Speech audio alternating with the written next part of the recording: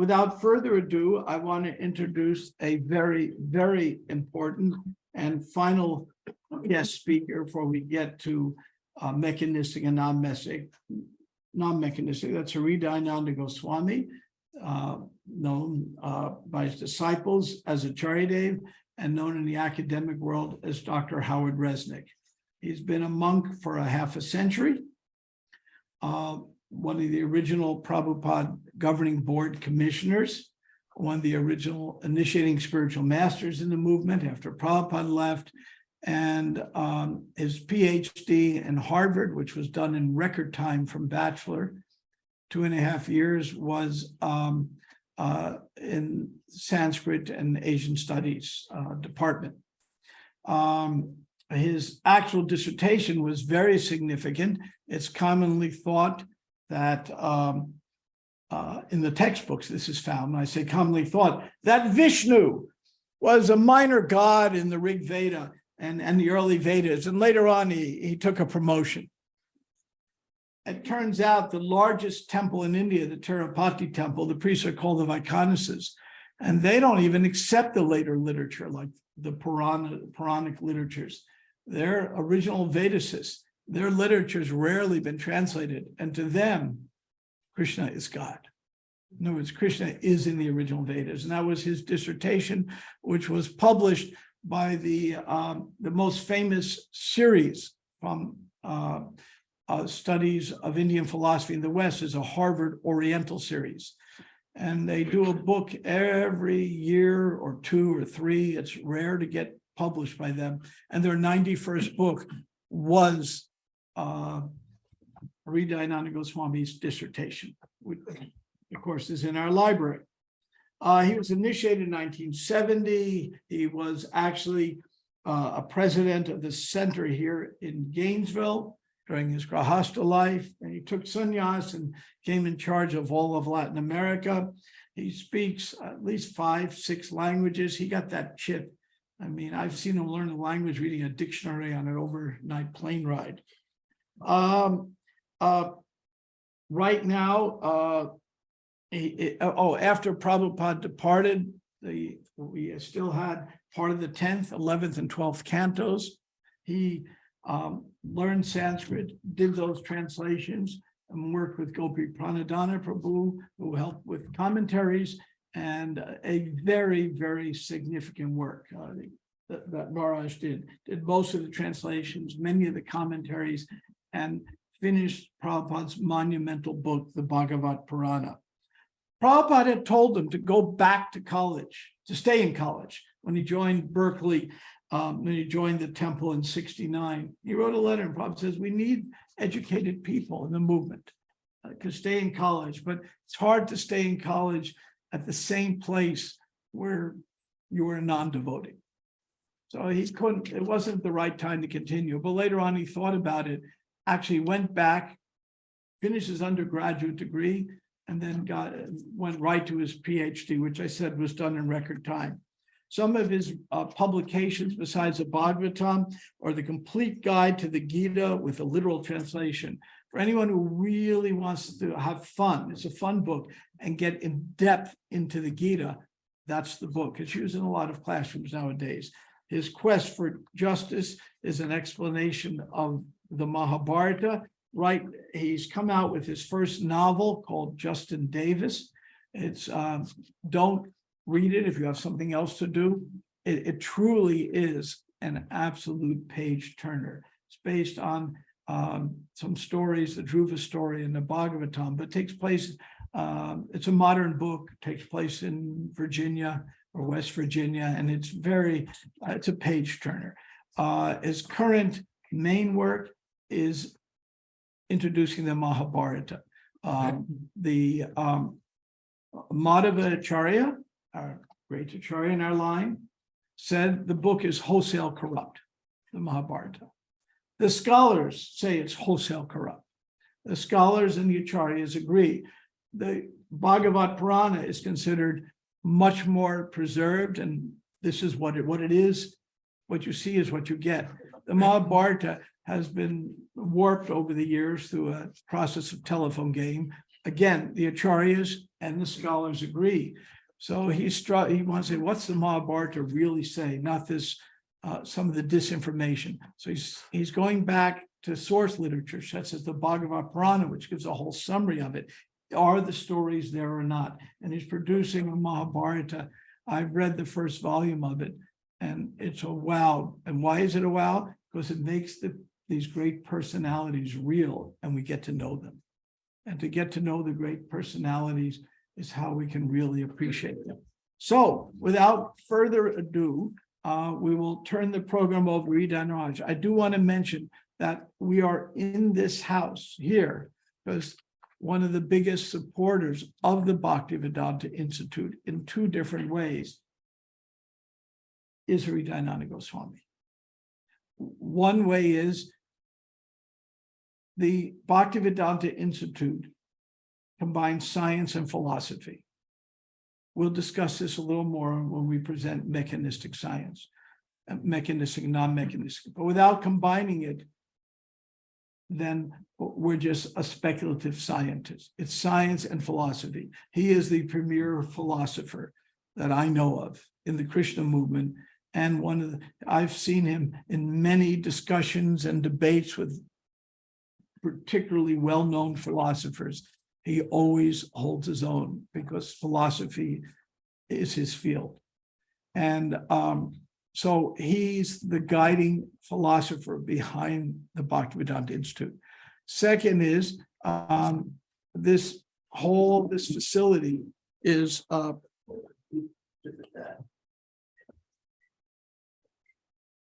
all of this facility is he has a family trust which took a great interest in furthering the Bhaktivedanta Institute. So due to that, we're able to obtain this amazing mansion that used to be the home to the president of the University of Florida.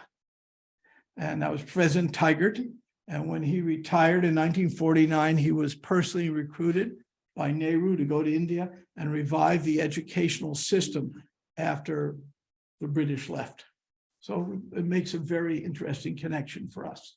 So without further ado, we present you live from Orlando, Hridayananda Goswami. Hello, everybody. Hare Krishna. Most of the things I wanted to say about Sariputta have been said about his genius. And there are very few people actually in the history of the Hare Krishna movement among the followers of Prabhupada that I would actually call a genius, but he was absolutely a genius. He was, of all the devotees that ever worked with the BI, I think he almost single-handedly produced a body of literature on a Krishna conscious response to contemporary theories of science. So if you look at what the Bhaktivedanta Institute has actually produced in terms of literature, because there can be many conferences and there can be many lunches and discussions, but those things tend to be vanish over time. In other words, they don't really leave significant historical traces. What does survive is actually literature. And so if we look at what the BI has really done since Prabhupada created it, almost all the literature that is, you could say, historically, scientifically, philosophically significant came from one person. Of course, other devotees made also major contributions. Swarup Damodar Maharaj was a genius at public relations, at making friendship with prominent scientists or organizing conferences. He did important service. In terms of actual hard science and philosophy of science, it was really Sariputta. So, and of course, many anecdotes have been told.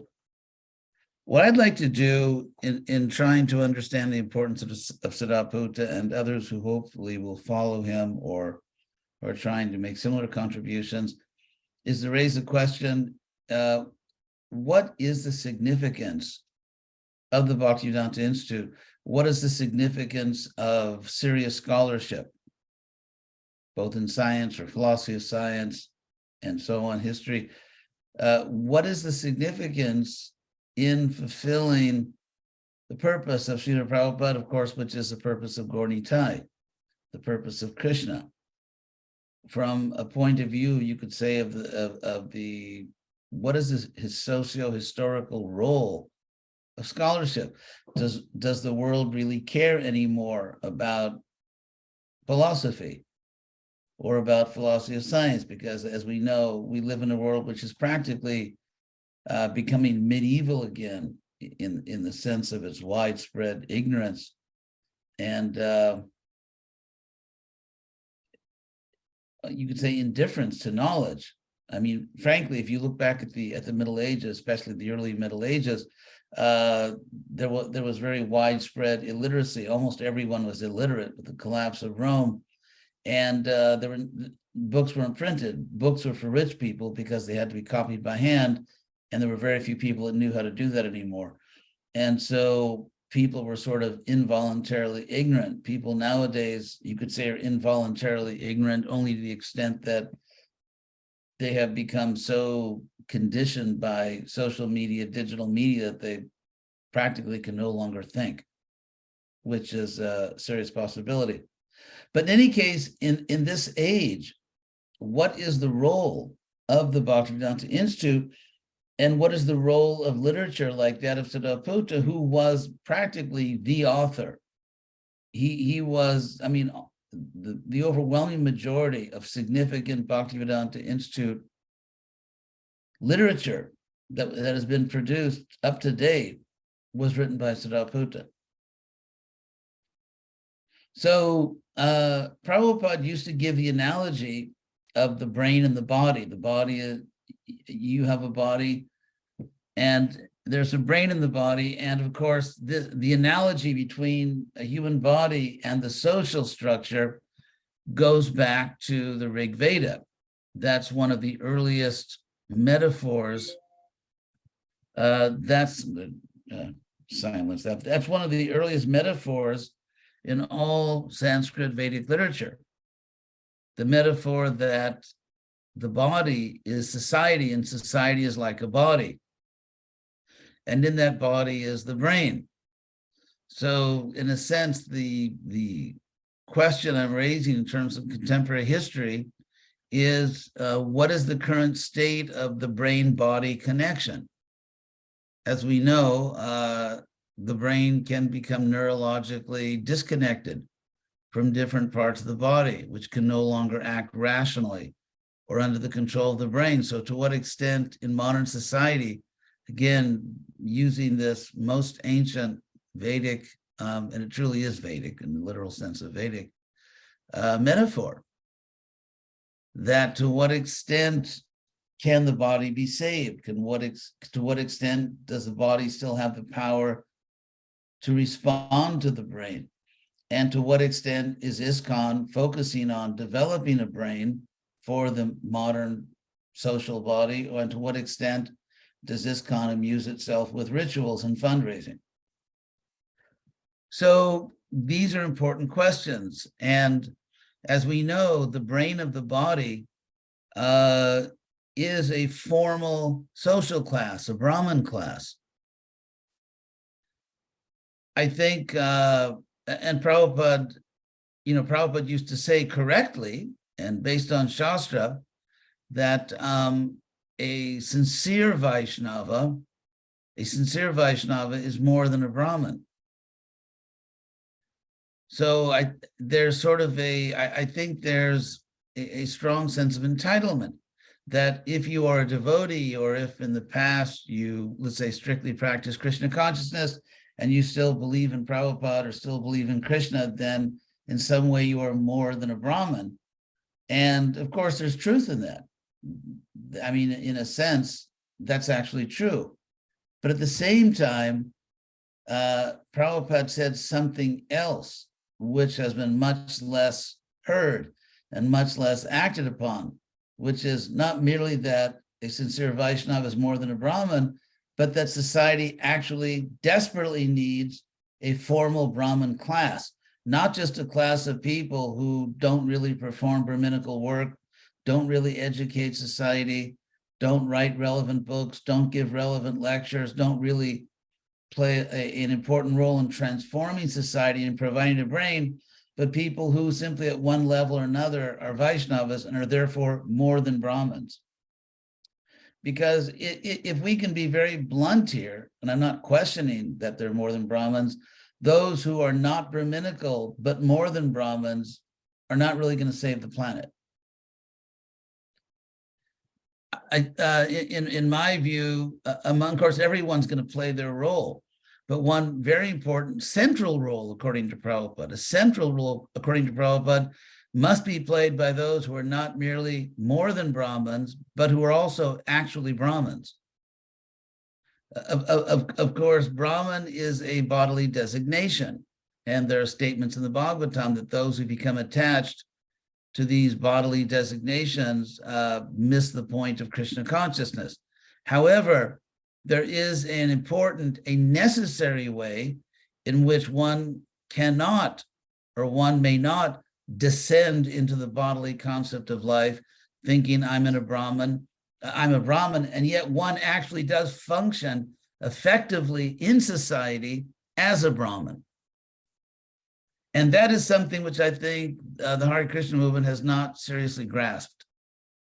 Because a movement which spends perhaps 1,000 times more money on rituals than it does on education, or hundreds of times more on rituals than it does on education, is a movement which is not necessarily going to seriously appreciate the importance of Brahmins, because you can always find someone to do pujari work.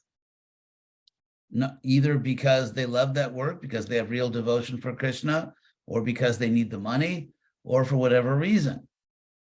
And so I think in promoting the BI and promoting Siddhartha's work and trying to follow in the footsteps of Siddhartha, this very serious socio-historical issue has to be raised. And that is ISKCON now, or can ISKCON become a movement that actually takes seriously the absolutely essential task of developing a powerful Brahminical class? Not a Brahminical class that identifies with their bodies and thinks I'm a Brahmin and therefore I'm better than other Vaishnavas or other people. No, people who do not identify with their bodies, people who actually take spiritual life and spiritual knowledge seriously, but at the same time are qualified and able and willing to act as a Brahminical class to enlighten the world. And so how would this look in practice? If you look at Siddhartha's unique and extraordinary corpus of literature, clearly that has to be applied. It has to be engaged in various ways. Because I mean, there's a sense in which a lot of the basic points we have to make to the world, Siddhartha already made. I'm not saying there's nothing new to be done, but it's just like it's been said by some prominent philosophers that the entire, let's say, almost 2,500 year history of Western philosophy is a series of footnotes on Plato. So in a sense, I think it would not be delusional to think that a lot of what the BI has to do is kind of developing Siddhartha's ideas. And of course, there are new ideas. We need a much stronger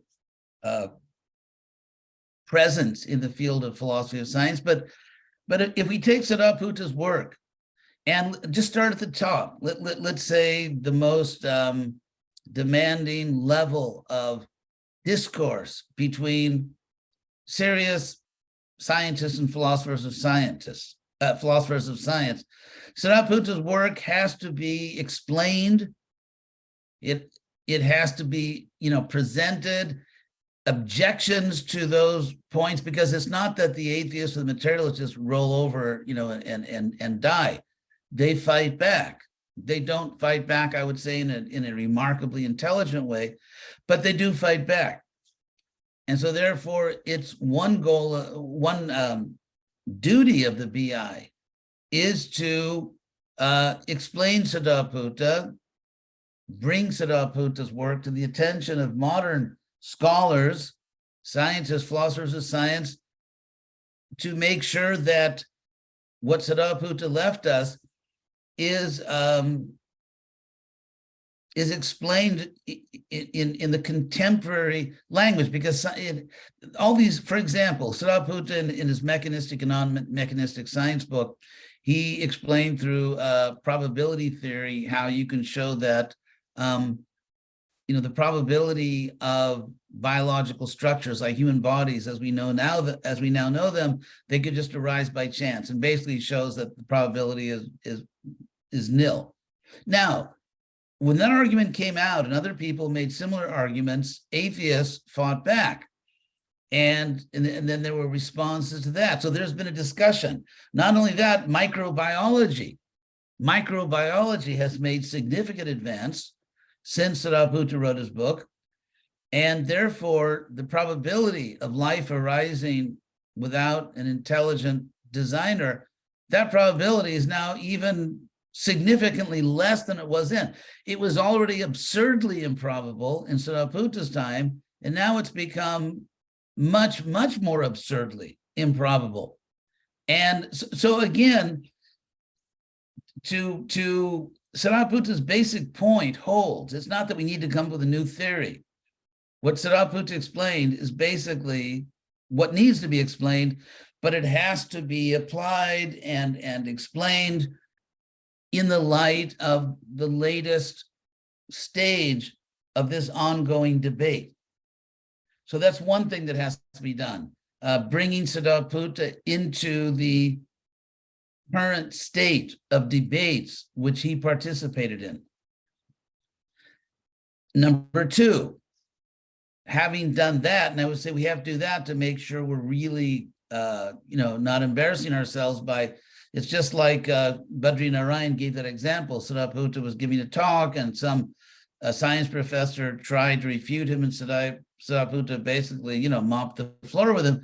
Well, we don't want to, let's say, present Siddhartha's arguments, let's say, to undergraduates or people who are not specialists, or just scholars in general, intellectuals in general, who are not specifically specialists in science or philosophy of science, and we don't want to be embarrassed. We don't want to say, okay, Siddhartha explains this, and they say, yeah, but since then, someone showed this, someone proved that, someone explained this in another way. So in order to present Siddhartha to actual specialists and top-level scholars, we have to be up to date in the debate. Number two, if we want to present Siddhartha to non-specialists, but educated people, scholars, learned people who are not specialists, again, we have to be up to date. We can, and I would say this presentation to generally educated people would include an educated public. So that's two. Number three is Siddhartha has to be, we have to remind the devotees in this movement who are actually still interested in preaching and not simply building temples. We have to remind them that this is the battlefield. Don't go this way. You need to go that way, because that's where the battle is. And if you go this way, you're basically not talking to a lot of people, and you're not being historically very relevant. So it's just like Prabhupada said in his very famous Vyas Puja address to his spiritual master, that it's not just a question of having these ceremonies, which are necessary. I mean, like this event right now is a necessary thing. It's important that we gather like this. However, what really matters is what we do when we walk out the door. Because essentially we are meeting here now to enthuse each other, to encourage each other, to enlighten each other, so that we all go out and make a greater contribution to the essential mission in which Siddhartha is such a superstar. So, and I think if we do that, then we can, for one thing, I would say save ISKCON in the world. Because ISKCON is not going to save the world as a movement which just spends tens of millions of dollars building big temples and worshiping deities very lavishly and elaborately. And I mean, I'm not saying we shouldn't worship the deities. We all love the deities. We're all inspired to see the deities.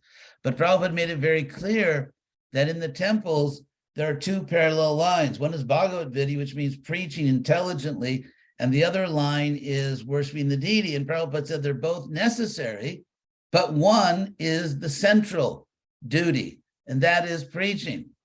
So if you ask yourself right now, is ISKCON's main activity intelligently presenting philosophy and knowledge to learned people, publishing books, publishing learned books, becoming a powerful voice as public intellectuals? Is that what ISKCON mainly does? I don't think so. So there is a need not for a caste conscious, puffed up, bodily conscious group of people who say, I'm Brahmins. That's obviously not what we need. What we do need is people who don't identify with their bodies, who don't think I'm a Brahmin, who understand I'm an eternal tiny servant of Krishna, but at the same time, who step up and help to form a powerful Brahmin class in ISKCON. Because ISKCON, even though Prabhupada wanted Varnashram, well, actually, we already have ashrams. Varna, how do we reconstitute? People always say, how do we do Varnashram? We already do the ashrams. Obviously, only serious practitioners are chaste in following the ashrams, but we do have an ashram system in ISKCON. It is alive and well. It is going on. What we don't have is a Varna system for various historical reasons. And so therefore, the philosophy, if we simply say that a devotee is more than a Brahmin, that's true, and it's important, and it is very insufficient if this movement's going to work and actually change the world.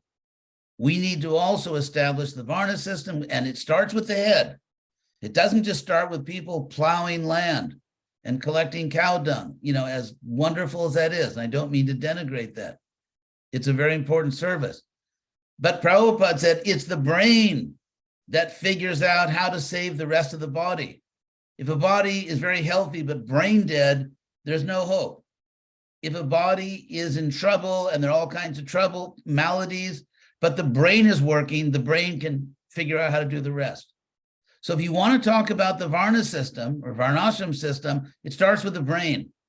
And ISKCON at the present time does not have a clear idea of actually funding, supporting, encouraging a powerful Brahmin community within ISKCON, which is not focused mainly on Pujari work.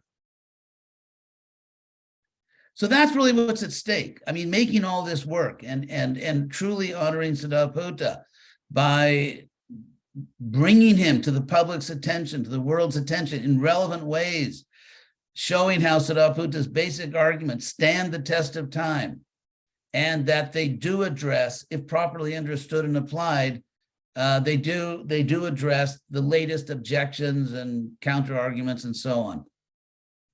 And that should be Siddhartha can certainly lead the way, but we need to actually work together to create a powerful Brahmin order of people who don't think I'm a Brahmin, but who actually do the work of Brahmins. And that's what Krishna says in the Gita. He says, Brahma karma svabhavaja, that someone belongs to the Brahmin order by doing the work of a Brahmin. Krishna says in chapter 18, you identify a Brahmin by the work they do. So we're not talking about an ultimate self-understanding, but doing the work. So I hope we can all work together to accomplish this. The BI certainly is very important. And of course, to understand, you can't really understand science. It's the effect it's having unless you also understand history and philosophy and the sociology of science, the philosophy of science, the historical context of science. That's been proved by many scholars. So the BI really needs to expand into areas like philosophy, history, and so on. What Prabhupada actually called for was a Philosophy of Science Institute, technically. So thank you for this opportunity to speak. And all glories to Siddhartha. He was truly remarkable, great sense of humor, true genius, loyal friend, almost got me kicked out of Harvard because he came to visit me in Harvard, and I had to go to a lecture because it was within my department. So I just went to sit down in the front. I guess my old habit, like, like baseball and football games, you always want to sit down in the front. And so Saraputa, he grabbed my arm and said, no, no. And he pulled me up to the last row. It was like an amphitheater going up. He pulled me back to the last row. Because basically what he then revealed is if we were in the front, we couldn't goof off during the whole boring lecture. We'd have to actually be serious. Whereas in the back row, we could actually have a good time. So we were in the back row, and Saraputa was also an expert cartoonist. And he started drawing like really funny pictures. Anyway, and it was all I could do to, not sabotage my career by bursting out laughing. But so yeah, Saraputa was, everything's been said about him is true. A really great devotee and great person in so many ways. So thank you, Hare Krishna. Thank you very much. That talk was inspiring and challenging. And the essence is, if we're to continue the seminal work of Saraputa and build on it, we have to have the same spirit he had, which is really to think deeply and not be afraid to learn and challenge. And especially, as you'll see in a few minutes, combine philosophy with science. So thank you very much. That was a very important talk. I want to acknowledge some of our special guests, and I apologize for names I miss, but who are attending by Zoomy. And all of you on Zoom, we reserved a slice of pizza from you, which I'm going to eat. Okay, we have Kandidi Prabhu, who's on our board of directors of the BI, and an intellectual giant with his Atma paradigm. Very, very creative and important member. We have Doug Watson, our astrophysicist PhD, who's heading up our consciousness and cosmography group.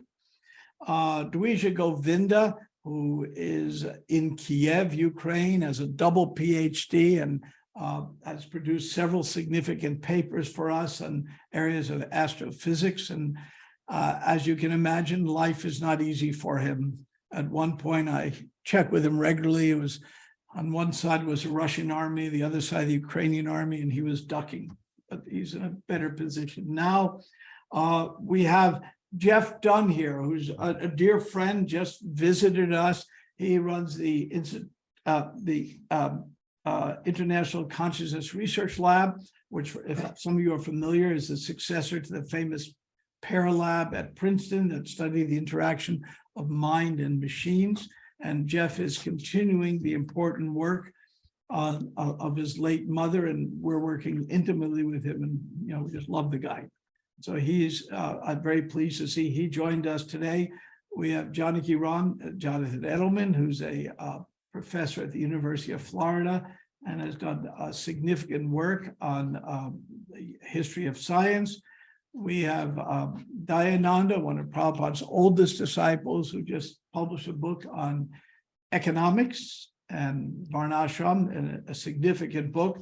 We have a wonderful friend of mine, Pradumna from New York, who is Prabhupada's original Sanskrit scholar and recently offered to help us untangle some of the mysteries of the fifth canto by translating for us the commentaries. Very, very important work. And we have Vishaka Devi, who is the president of the largest program in UK, the Bhaktivedanta Manor, and a great intellect and author on her own right, has joined us. I'm sure there are other names I left off. For that, I apologize.